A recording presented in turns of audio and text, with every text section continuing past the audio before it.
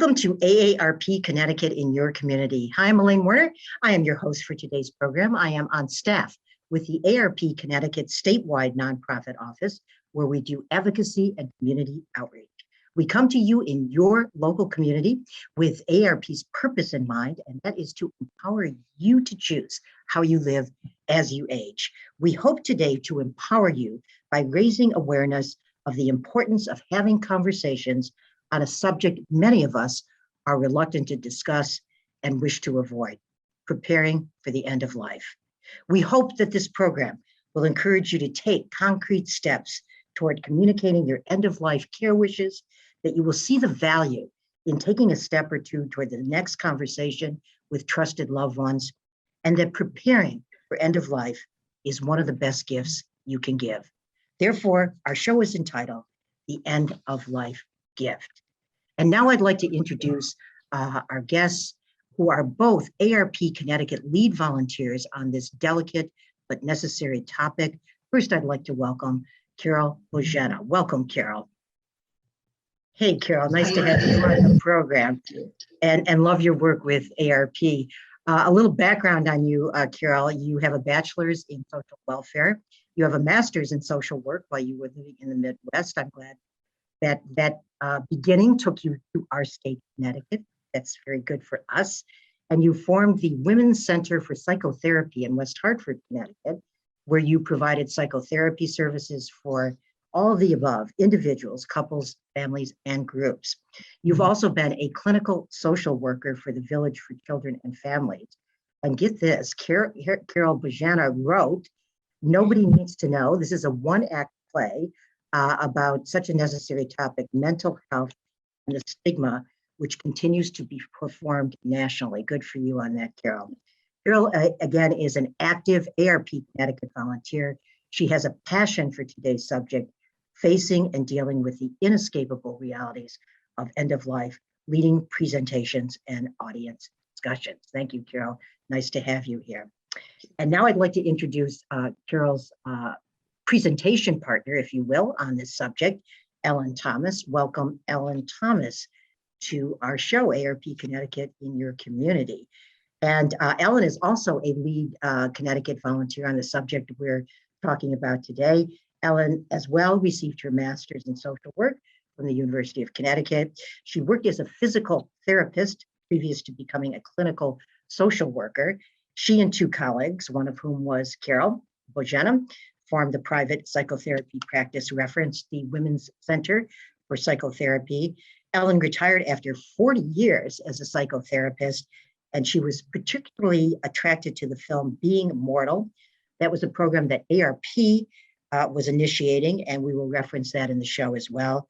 Ellen is now also an AARP Connecticut volunteer presenter on the subject of end-of-life preparedness. So let's get started on this delicate subject, delicate but needed subject again. Carol, you and I talked pre-show, and you said you were impacted and you were inspired by the film and the book Being Mortal by Dr. Atul Gawande.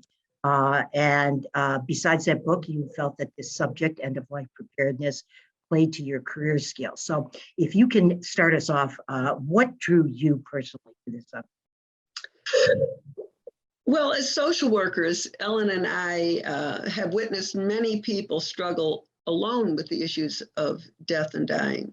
And people didn't have words to describe what they were feeling and their concerns. And often they didn't feel like they had support or permission to talk about such things. But when we read Dr. Gawande's book and saw the film, it offers all of us an inside look at the concerns that patients, doctors, and families struggle with, and how to approach these difficult conversations and decisions with grace and a greater satisfaction. In addition, when AARP Connecticut wanted to get involved with this project, I was thrilled because I just thought it was such an important community conversation. But I also felt that it was such a nice bridge from my professional life to my future volunteering retirement life. Great answer, and I can see how you were inspired by Dr. Gawande. In fact, his show says the ultimate goal is not a good death, but a good life, all the way to the very end. Ellen Thomas, our other guest. Ellen, you also mentioned that you read Dr. Gawande's book, Being Mortal in Your Practice. You said you were very drawn to it, and you also said it was undervalued. If you can also speak to what drew you to this topic, end of life, death and dying. Okay, thank you, Elaine. Sure. Yeah, the book opened my eyes in a way that I was actually quite surprised. It was both impactful and eye-opening when I realized how ill-prepared I was for end-of-life issues. No plans had been made, no discussions were had, and the idea of leaving my family with having nothing prepared felt inconsiderate and felt actually unkind for them.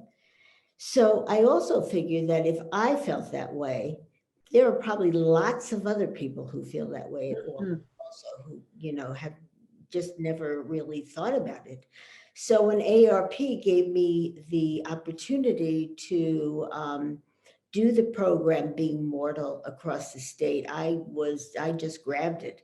And it was, again, a very, very powerful and unique experience for myself, as well as for the audiences. The film and the discussions afterwards were quite vital. And, it gave people a chance to tell their stories, to share experiences.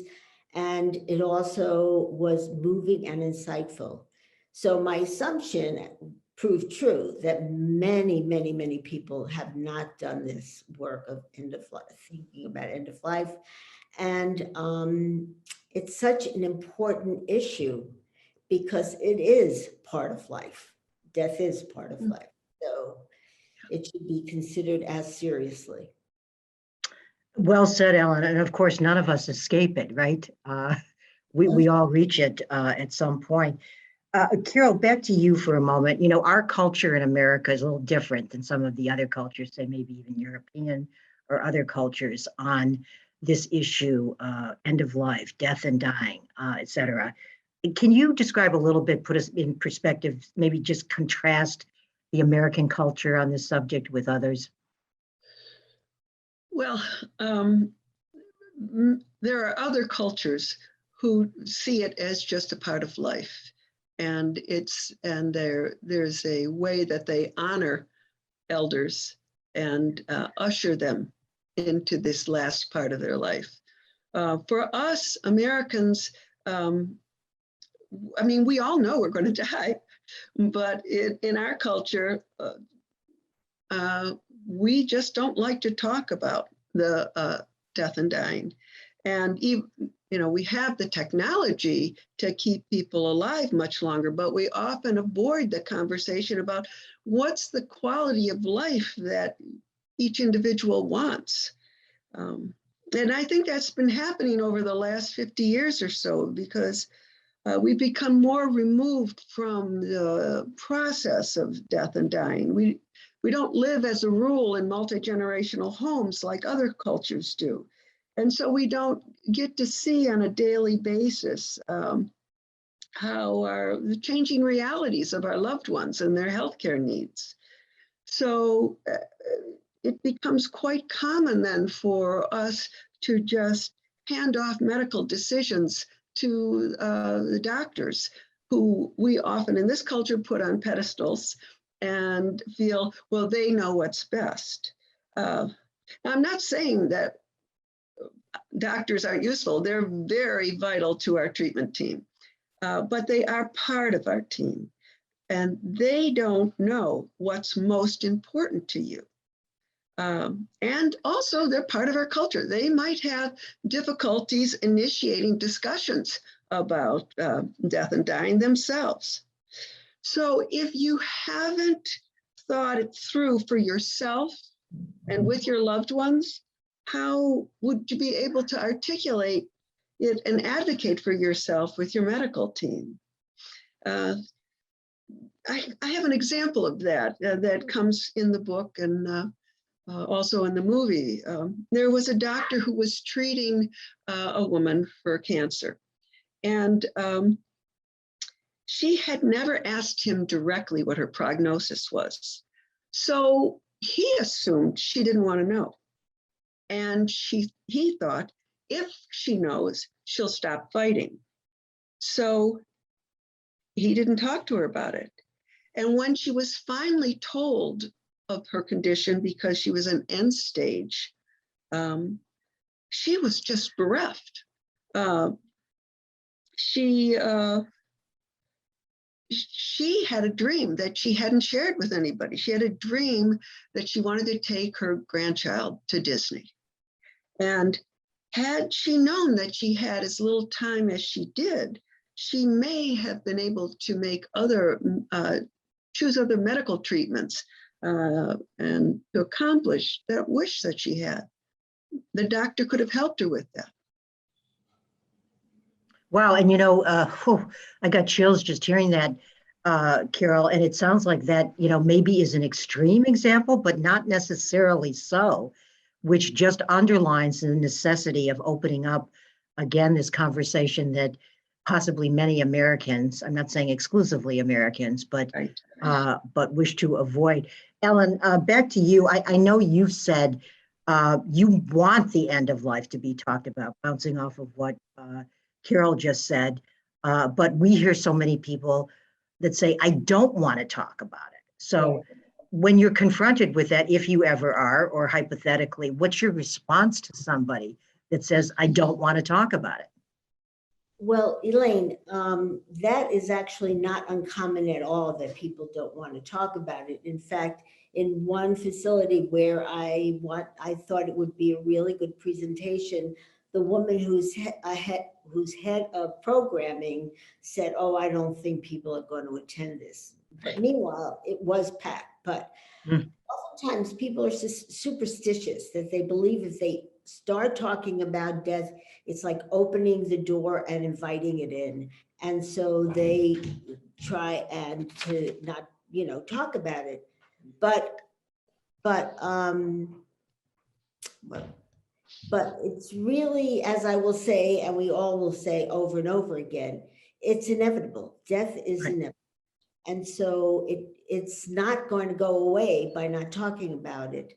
And it's important for people to realize that it's really doing your loved ones a disservice to leave all of that to them after you die, because that also makes it rife for family conflicts. Often one person believes that really what you wanted was this, and another said, no, she told me that. And so it really a time that people should be coming together and they should be mourning and talking about the person they just lost and you to have your wishes known. They should be discussed, they should be recorded, and it's a genuine act of kindness to others and yourself to do that. And thank you, Ellen, for that answer. We're going to get to in a moment talking about really making it less stressful and allowing time for grieving. And that's part of the preparedness also. But Carol, back to you again. There's paperwork aspects of this whole thing, like, living wills, power of attorney, healthcare power of attorney. But also there's emotional aspects of this, both for the people you're leaving behind. Well, also, obviously the people you're leaving behind, but the family, the friends, very emotional. Talk to a little bit about the emotional, not the paperwork part, but more the emotional aspects. Yes, I mean, when you're talking about the emotional aspects, you have to think about what's important to you as a human being, as a person, as Carol, as Elaine. So, and those are all, each person's going to answer those questions very differently. For instance, what gives your life value and meaning and purpose? What does the quality of life look like to you? what would you miss most? This is sometimes shocking for people to think about, but what would you miss most if you couldn't walk or talk or think the same way, or eat? Something to think about. Because would you be willing? Another question is, would you be willing to give up something or be able to tolerate something in order for you to keep living, in order for you to accomplish what matters most to you? These are hard questions. These aren't something that you just tick off. You come back to them, you sit with them, you pray with them, you meditate with them, however, whatever it works for you. Is the quality of life more important to you now? How is it, rather? Is quality of life more important to you than how long you live? Or are you a person who, no matter what, I want to live as long as I can? Nobody can answer that for you. You have to think about that. Answering these questions will be so helpful to your doctors and your loved ones. And, I think at the end of the program today, you are going to be giving information about, because it feels overwhelming to just say that, but there are documents that you can read and follow and digest over time to answer these questions so that it can be your beliefs and your values rather than what somebody else thinks you would like. It's very deep, those questions, Carol. And yes, I in fact, I'm going to mention right now, the things that Carol's talking about, the personal, the spiritual, what are your morals, your values, the things that you're going to look at when knowing that you could be approaching end of life, including also medical decisions and legal wishes. And if you'd like to have sort of a menu or a guideline for how you can think about and access some of these documents, if you email us at ct@aarp.org and just put in the email that you're seeking the documents on not only the medical and legal aspects of end of life to think about in advance, but also the emotional, we'll be happy to send you a link for that. Thank you, Carol, for that answer. Ellen, back to you, sort of in the vein of, I don't want to talk about it, but also, somebody might be watching today and they're saying, why is this relevant to me? Why do I need to think about this? What would you say to that? Well, the thought, that, well, I won't be around, someone else will be able to take care of it, is not uncommon. In fact, it's almost as if it was planned. I was in a water aerobics class and I was talking about this topic to a few women, and one woman says, well, I'm not sure if I want to be cremated or I want to be buried. But you know what? I'm going to leave that to my children because I won't be around. And I was thinking, oh my God, I hope she's watching this program. But so to think about your dying and death is as important and can't be left to someone else. It's as important as having a good life. So it's like, would you put would you have someone else make the decisions about how you live your life? No, not. And so it should be the same way with your death, with your dying. And, you're the one who can say what you want, both medically, emotionally. And it's so important to have a voice about the quality of your life until the very end, because it's exercising a power that everyone should have. Thank you for that, Ellen. And again, we've titled the show today, some people may wonder, but we're calling it End of Life Gift, because we really see this preparedness as a gift to your family members and loved one. Ellen, you touched upon this before, but I'm going to go to you, Carol, to answer this. As opposed to focusing on finances and paperwork, et cetera, when end of life actually happens, allowing one to really focus on grieving. What do we mean by that, Carol? Well, if it's really a gift to give somebody, as you, I guess we're using that over and over, but you have to say that over and over again. Having one's affairs in order and allows those left to grieve to just be present to their feelings, to their love, and to their loss. Not where's the safety deposit box, key and all the mundane stuff. It also eases the worry and stress from families who would otherwise have to guess, just like what Ellen said, about your end of life decisions. And that is so stressful. And it can be rupturing to a family. If mom doesn't write down that she wants to be cremated, one sister might want to do that, and the other sister thinks it's an abomination. And in the middle of their grief, the family starts to really bleed emotionally from, and out of anger and sadness. Sometimes you can't repair those rifts that happen at a very emotional time. Indeed. Yes, go ahead, Ellen, please.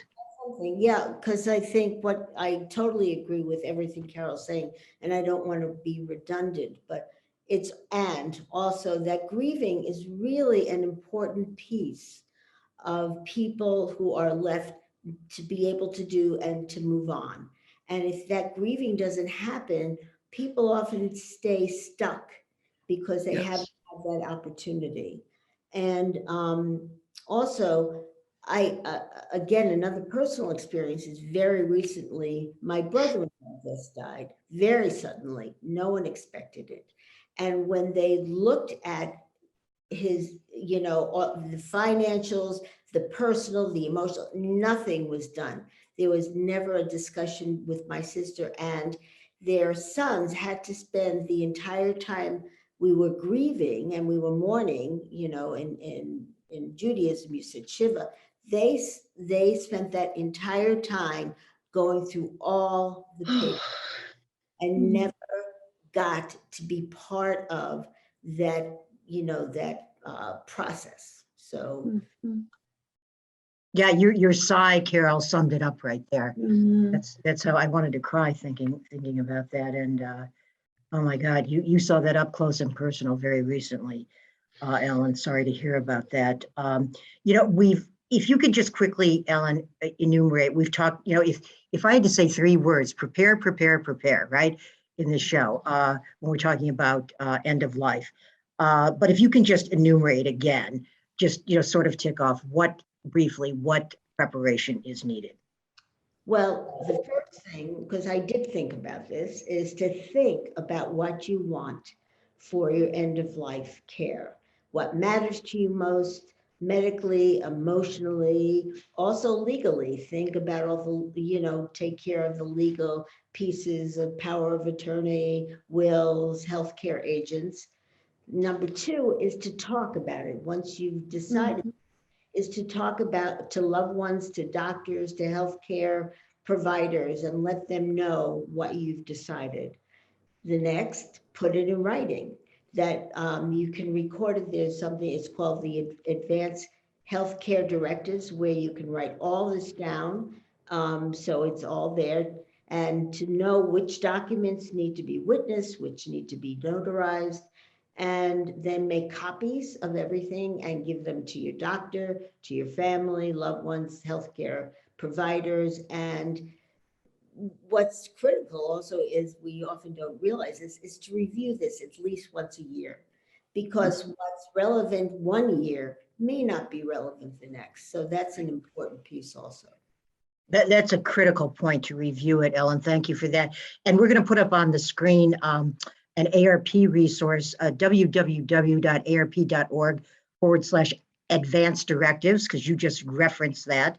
And that would be for forms that you can access, legal documents that Ellen's speaking about, healthcare preferences, the type of healthcare you do or do not want, when you make your own decisions. Also, you could be someone who's a caregiver watching. ARP has a very comprehensive website, arp.org/caregiving. So that's another resource for you as well.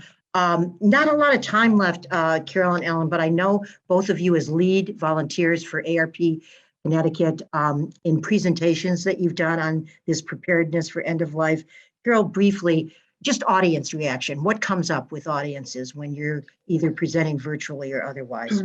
Either way, virtually or live, people quickly go deep and share memories of their personal family experiences, both good and bad, and how having preparation and communication was key to the experience of it either being a positive or a negative outcome. Thank you. And Ellen, same question for you. What has bubbled up in those presentations? Well, what Carol's saying, I'm just going to reiterate, is that people have been incredibly receptive and are very appreciative of having the opportunity to share experiences, to share resources.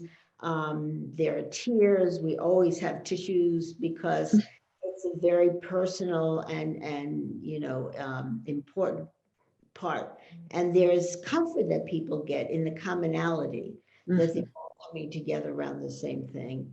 So, and also when it's small, sometimes they ask, can we have an ongoing group, which, is a whole nother issue. Right.